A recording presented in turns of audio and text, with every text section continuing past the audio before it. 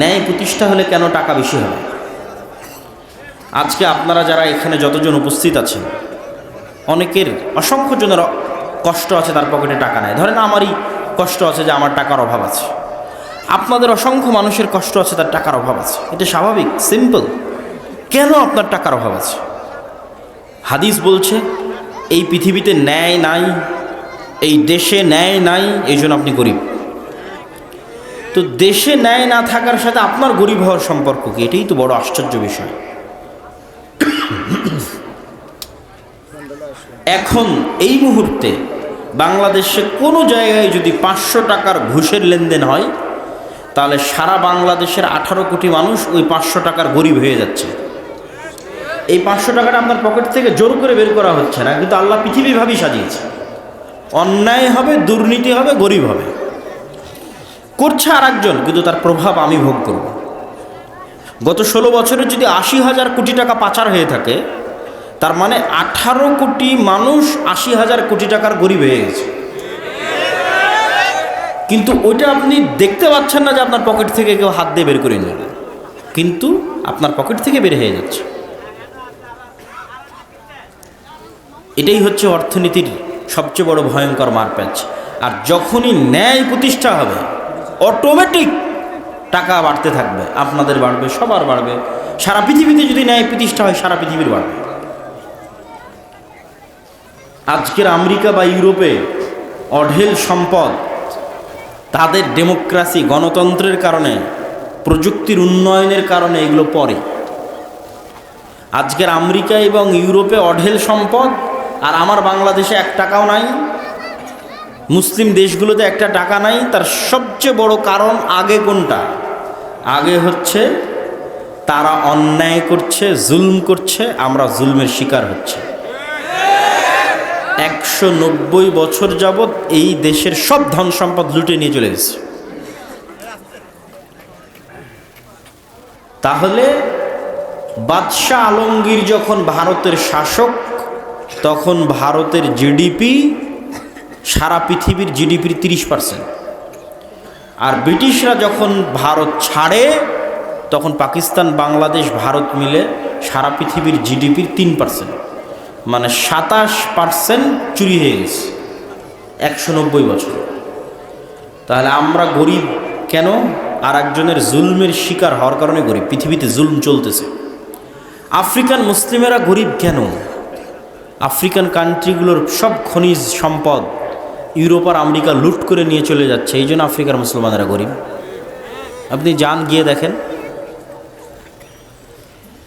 তাহলে পৃথিবীতে আমরা গরিব আছি, পৃথিবীতে মানুষ গরিব আছে, কেননা পৃথিবীতে জুলম আছে। পৃথিবীতে যদি ন্যায় প্রতিষ্ঠা হবে, পৃথিবীতে কেউ গরিব থাকবে না। আল্লাহর নবী বলছেন হাদিসে যে ঈসা আলাইহিস সালাতু ওয়াস সালাম হাকামান মুকসিতা, সারা পৃথিবীতে ন্যায় বিচার প্রতিষ্ঠা করবেন। আর ন্যায় বিচারের ফলে কি ঘটবে? টাকা নেওয়ার মতো লোক থাকবে না। এটা লজিক্যাল, এটা বাস্তব, এটা সত্য। সম্মানিত উপস্থিতি, এই জন্য আমাদের আগে বুঝতে হবে রাষ্ট্রে ইসলাম গেলে উপকার কি। মানুষকে ভয় দেখানো হয়, রাষ্ট্রে ইসলামের নেগেটিভ চরিত্র দেখানো হয়। রাষ্ট্রে ইসলাম গেল মানে জঙ্গি হয়ে গেল, রাষ্ট্রে ইসলাম গেল মানে সন্ত্রাসী হয়ে গেল। আর আল্লাহর নবী বলছেন রাষ্ট্রে ইসলাম গেল মানে ন্যায় বিচার প্রতিষ্ঠা হল। সম্মানিত উপস্থিতি, যখনই মানুষ বুঝবে যে রাষ্ট্রে ইসলাম গেলে ন্যায় প্রতিষ্ঠা হবে, একটা মানুষ মাজলুম হবে না, রাষ্ট্রে ইসলাম গেলে মানুষের ধন সম্পদ বেড়ে যাবে, তখন আপনিও চাইবেন যে রাষ্ট্র ক্ষমতা ইসলাম যাক।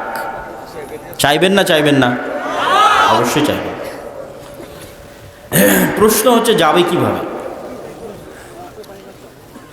রাষ্ট্রে ইসলাম যাবে ঠিক ওইভাবেই যেইভাবে নবী রাসূলদের মাধ্যমে রাষ্ট্রে ইসলাম গেছে।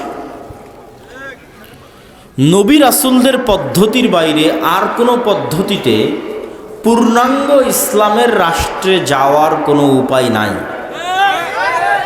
নবী রাসূলের পদ্ধতির বাইরে যে কোনো পদ্ধতিতে আপনি ইসলামকে রাষ্ট্র ক্ষমতায় নিয়ে যেতে চাইবেন, সেটা গণতন্ত্রের মাধ্যমে হোক, সমাজতন্ত্রের মাধ্যমে হোক, ধর্মনিরপেক্ষ মতবাদের মাধ্যমে হোক, নবীদের দেখানো পথ পদ্ধতির বাইরে আর যে কোনো পথ পদ্ধতির মাধ্যমে ইসলামকে রাষ্ট্র ক্ষমতায় নিয়ে যেতে চাইবেন, আপনি নিশ্চিত থাকেন পূর্ণাঙ্গ ইসলাম রাষ্ট্র ক্ষমতায় নবীদের পদ্ধতির বাইরে যেতে পারবে না।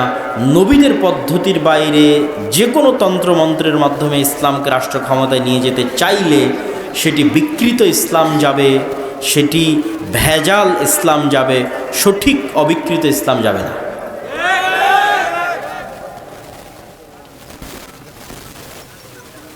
কেন যাবে না? তার এক নাম্বার কারণ, এই সমস্ত গণতন্ত্র, সমাজতন্ত্র, ধর্মনিরপেক্ষ মতবাদ, লিবারালিজম, জাতীয়তাবাদ, ন্যাশনালিজম, এগুলোর অস্তিত্বই হয়েছে যেন রাষ্ট্র ক্ষমতা ইসলাম যেতে না পারে, তথা রাষ্ট্র ক্ষমতায় ইসলাম যাওয়ার সবচেয়ে বড় শত্রু গণতন্ত্র নিজে। রাষ্ট্র ক্ষমতা ইসলাম যাওয়ার, ইসলামী খেলাফা প্রতিষ্ঠা হওয়ার সবচেয়ে বড় শত্রু ন্যাশনালিজম, জাতীয়তাবাদ নিজে। ইসলামী খেলাফা বা রাষ্ট্রে ইসলাম প্রতিষ্ঠা হওয়ার সবচেয়ে বড় শত্রু ধর্মনিরপেক্ষ মতবাদ, সমাজতন্ত্র নিজে। তাহলে যেগুলোর জন্মই হলো ইসলামকে রাষ্ট্র ক্ষমতায় যেতে বাধা দেওয়ার জন্য, ওইটার মাধ্যমে কেমনে যাবেন?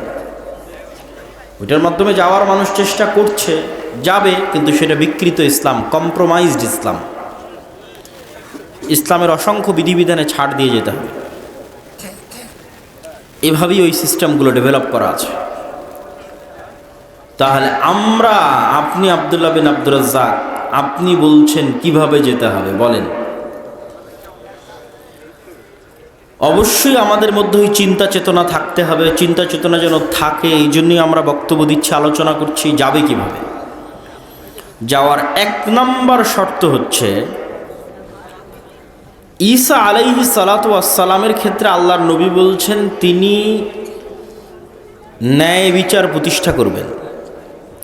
ঈসা আলাইহিস সালাম যদি নিজে ন্যায়পরায়ণ না হয়, কেমনে ন্যায় বিচার প্রতিষ্ঠা করবে? এটা কি সম্ভব? ঈসা আলাইহিস সালাম যদি ন্যায় বিচার পৃথিবীতে প্রতিষ্ঠা করতে চায়, আগে ঈসা আলাইহিস সালামকে নিজেকে ন্যায়পরায়ণ হতে হবে, তবেই তিনি পৃথিবীতে ন্যায় বিচার প্রতিষ্ঠা করতে পারবেন। তাহলে আমরা যদি বলি যে আমরা ক্ষমতায় যাব ইসলামের নামে, আল্লাহর দয়ায়, ইসলাম